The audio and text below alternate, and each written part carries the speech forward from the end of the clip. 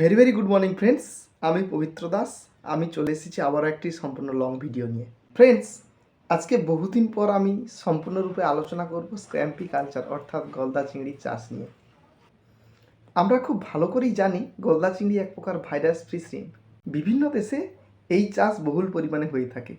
বিশ্ববাজারে এই গলদা চিংড়ির ব্যাপক চাহিদা রয়েছে। ইন্ডিয়া এবং বাংলাদেশের জলবায়ুতে অতি সহজেই এই চিংড়ি চাষ করা যায়। শুধু তাই নয়, ভারত এবং সমগ্র বাংলাদেশে এই চাষ ব্যাপকভাবে জনপ্রিয়। এই দুই দেশের বহু মানুষ সরাসরি এই চাষের সাথে যুক্ত আছে। পূর্বের একটি ভিডিওতে আমি আলোচনা করেছিলাম গলদা পুকুরের সম্পূর্ণ পন্ড প্রিপারেশন। আমি আজকে আলোচনা করব গলদা চারা ছাড়ার পরবর্তী পুকুরের ফিডিং অ্যাপ্লিকেশান নিয়ে, অর্থাৎ চারা ছাড়ার পরবর্তী 35 থেকে 40 দিন পর্যন্ত খাদ্য প্রদান নিয়ে, এবং পরবর্তীকালে ফিড এক্সপেন্সেস যাতে কমানো যায় তার জন্য একটা বিশেষ নিজেদের হাতে তৈরি করা রেডিমেড ফিড, যেটা আপনারা অতি সহজেই তৈরি করতে পারবেন, ব্যাপকভাবে গলদা চিংড়ির বৃদ্ধির ক্ষেত্রে সহায়তা করবে। এর ফলে আপনাদের পুকুরের প্রোডাকশন কস্ট অনেকটাই কমে যাবে।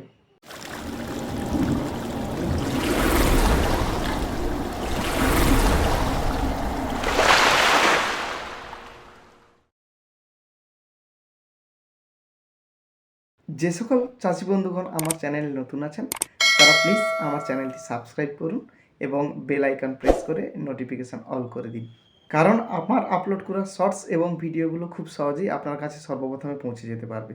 আর যারা অলরেডি সাবস্ক্রাইবার আছেন তারা আমার চ্যানেলটি বারে বারে ফলো করুন এবং আপলোড করা ভিডিও এবং শর্টসগুলো দেখতে থাকুন, যাতে কোনো রকম বাধা বিঘ্ন ছাড়াই আপনার পুকুর নিজেই আপনি কালচার করে নিতে পারেন।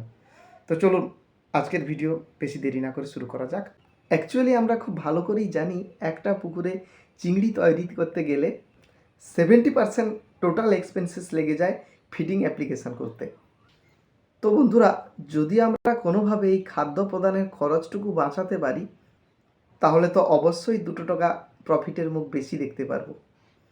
তো আজকে আর বেশি দেরি না করে মূল আলোচনায় আসা যাক। যে সকল বন্ধুগণ স্ক্র্যাম্পি চারা ছেড়ে বড় করতে চান তাদের জন্য আজকের এই ভিডিওটি খুবই গুরুত্বপূর্ণ হতে চলেছে। তাই বন্ধুরা, এই ভিডিওটি না টেনে বা না স্কিপ করে পুরোপুরি দেখতে থাকুন। আপনাদের পুকুর কালচার করতে এটি ব্যাপকভাবে সাহায্য করবে। প্রথমত বলে রাখি, আমি যে ফিডিং অ্যাপ্লিকেশানের কথাটা বলবো সেটি হচ্ছে পিএল সাইজ চারার জন্য খাদ্য প্রদান। এর জন্য আমাদের 0 কোড বা 1 নম্বর কোডের ফিড নিয়ে নিতে হবে, এবং যে ফিডটা আমরা কালচারে অ্যাপ্লিকেশানের জন্য নেব সেটির প্রোটিন পার্সেন্ট 35 বা তার অ্যাবাভ হতে হবে। অর্থাৎ আমরা স্ক্র্যাম্পি কালচারের জন্য বাগদা অথবা ভেনামি ফিড ব্যবহার করতে পারি। আরও একটা কথা বলে রাখি বন্ধুরা, বাজারে বহু ধরনের স্ক্র্যাম্পি ফিড অ্যাভেলেবেল রয়েছে। সদ্যজাত চারাগুলি বা পিএলের জন্য আমরা যদি এই ফিড ব্যবহার করি তাহলে চারাগুলির গ্রোথ অনেকটাই স্লো হয়ে পড়বে। আমরা খুব ভালো করেই জানি স্ক্র্যাম্পি কালচার বা গলদা চিংড়ির কালচার একটি দীর্ঘতম কালচার, অর্থাৎ ভেনামি বা বাগদা চিংড়ির থেকে এটি একটু বেশি সময় লাগে কালচার করতে। এরপরেও যদি চারার গ্রোথ স্লো থাকে তাহলে আমরা অনেকটাই কালচার করতে গিয়ে ব্যাকফুটে পড়ব। চারা ছাড়ার পরের দিন থেকে প্রতি 10,000 চারার জন্য ফিডিং আমি শুরু করব। প্রথম দিন 150 গ্রাম করে স্টার্ট দেব এবং পরের 10 দিন পর্যন্ত প্রত্যেক দিন টোটাল ফিডের উপর 10 গ্রাম করে বাড়াতে থাকব। এই খাদ্য প্রদান সম্পর্কে আমি বিশেষ আলোচনা করছি। Day 1 150 gram, day 2 160 gram, day 3 170, day 4 180, day 5 190, day 6 200 grams, day 7 210 grams, day 8 220 grams, day 9 230 grams, day 10 240 grams. ঠিক এভাবেই আমরা প্রথম 10 দিন চারার জন্য উপযুক্তভাবে খাদ্য প্রদান করব। পরের 10 দিন অর্থাৎ 11 থেকে 22 দিন পর্যন্ত প্রত্যেক দিন 20 গ্রাম করে বাড়াতে থাকব। অর্থাৎ 11তম দিনে আমরা 260 গ্রাম খাদ্য প্রদান করব, 12তম দিনে 280 গ্রাম খাদ্য প্রদান করব, 13তম দিনে 300 গ্রাম, 14তম দিনে 320 গ্রাম, 15তম দিনে 340 গ্রাম, 16তম দিনে 360 গ্রাম, 17তম দিনে 380 গ্রাম, 18তম দিনে 400 গ্রাম, 19তম দিনে 420 গ্রাম। এছাড়া 20তম দিনে 440 গ্রাম ফিডিং আমরা অ্যাপ্লাই করব কালচার পুকুরে। এর পরবর্তী 10 দিন অর্থাৎ 21 থেকে 30 দিন পর্যন্ত আমরা সারাদিনের ফিডের উপর 30 গ্রাম করে বাড়াতে থাকব। 21তম দিনে 470 গ্রাম, 22তম দিনে 500 গ্রাম, 23তম দিনে 530 গ্রাম, 24তম দিনে 560 গ্রাম, 25তম দিনে 590 গ্রাম, 26তম দিনে 610 গ্রাম, 27তম দিনে 640 গ্রাম, 28তম দিনে 670 গ্রাম, 29তম দিনে 700 গ্রাম, 30তম দিনে 730 গ্রাম। এভাবেই আমরা খাদ্য প্রদান করব এবং পরবর্তী 40 দিন পর্যন্ত অর্থাৎ এই 31 থেকে 40 দিন পর্যন্ত প্রত্যেক দিন টোটাল ফিডের উপর 40 গ্রাম করে বাড়াতে থাকব। এবার বিশদে আলোচনা করা যাক।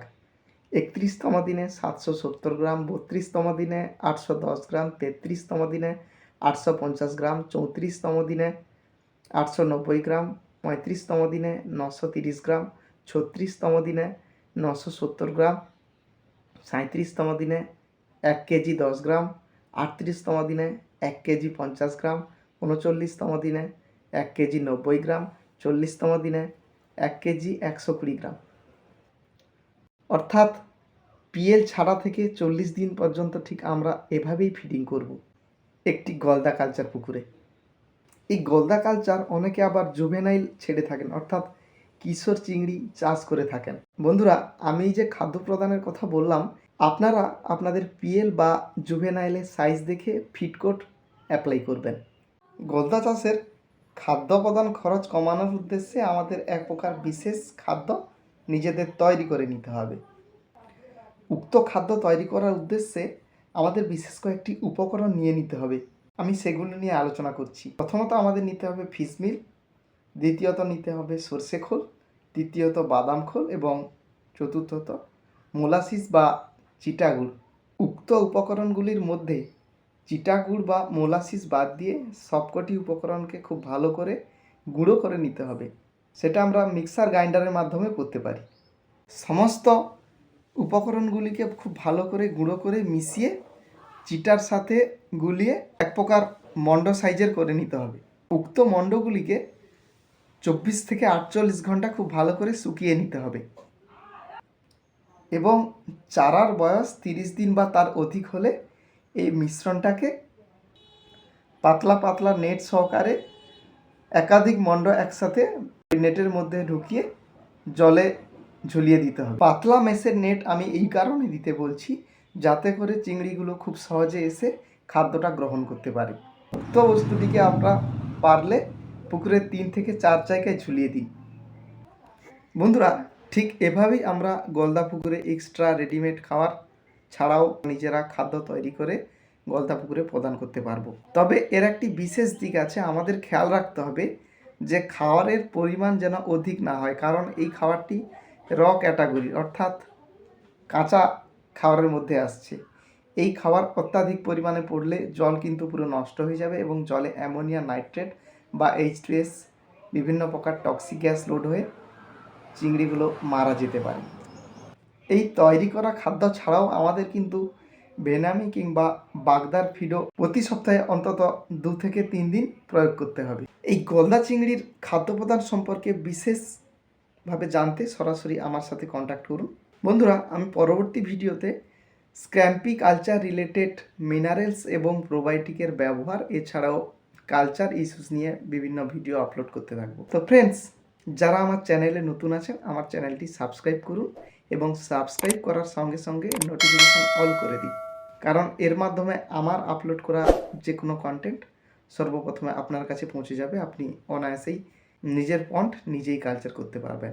যে সকল বন্ধুগণ অলরেডি সাবস্ক্রাইবার আছেন তারা আমার চ্যানেলটি ফলো করুন এবং আপলোড করা ভিডিও এবং শর্টসগুলো দেখতে থাকুন। বন্ধুরা, আপনাদের কাছে আমার একান্তই অনুরোধ, আমার ভিডিওগুলি কেমন লাগে দয়া করে কমেন্ট করে জানাবেন। আমাকে আরও উৎসাহিত করুন নতুন নতুন ভিডিও বানানোর জন্য। এবং আজকের এই ভিডিওটি আপনাদের কতটা কাজে লাগলো আপনারা জানাবেন। আজকে আর বেশি কিছু না বলে ভিডিও শেষ করলাম। আপনারা সবাই ভালো থাকুন, সুস্থ থাকুন এবং দেখা হচ্ছে আগামী ভিডিওতে। Thank you, all the best, with love, Pabitra Das.